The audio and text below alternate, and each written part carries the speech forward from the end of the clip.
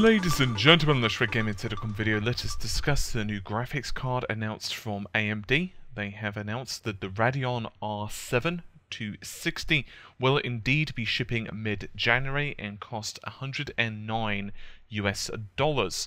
Now, in case you're wondering what type of performance you're going to be looking at, it's going to put out about 1.54 TFLOPS of computing power.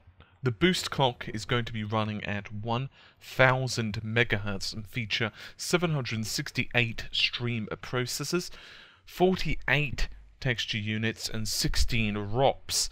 It'll also come packed with 1 GB of GDDR5 memory, which is running on a 128-bit bus.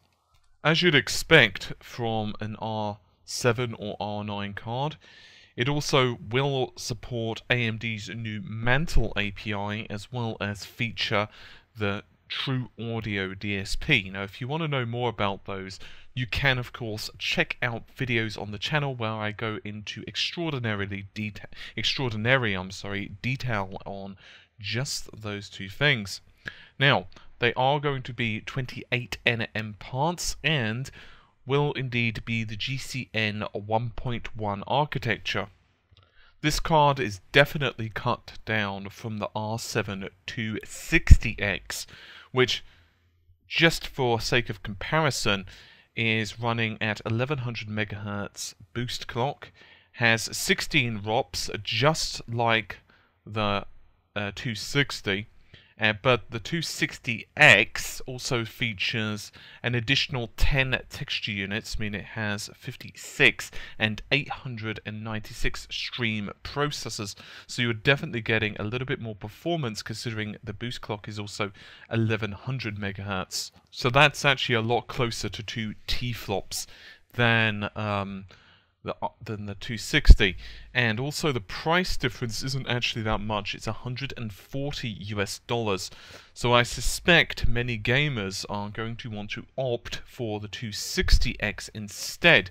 Of course, there is also the Radeon R9 270, which does indeed feature far more memory bandwidth. It features 256-bit bus and 2 GB of memory.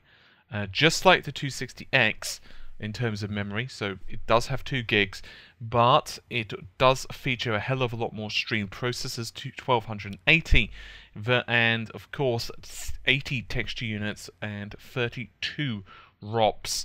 So yeah, the only thing is, however, this card does not support True Audio. It also, as you would expect, is a little bit more expensive at $180 US, and also features the GCN 1.0 architecture.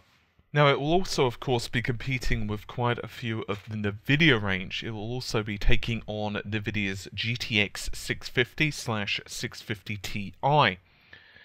They do usually hover around those price points, generally depending heavily on what deals the retailers have and so on.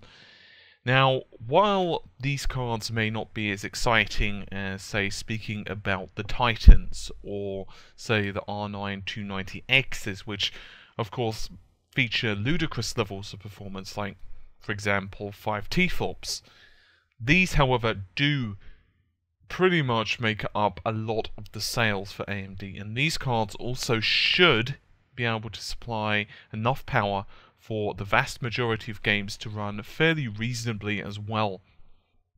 If it were me, however, I would find it very hard to justify just the regular 260.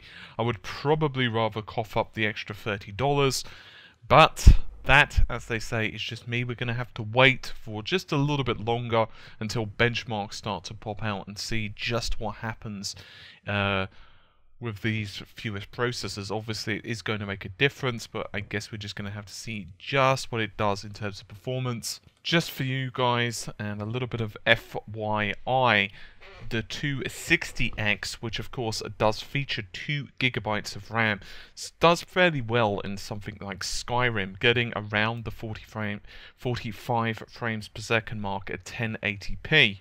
And Battlefield 3, you're looking at about 33 frames per second at 1080p with 16 times AF and 4 times AA. By the way, those figures are minimum frame rates. They are not average frame rates, where obviously you can add between 5 and 10 FPS depending on the title.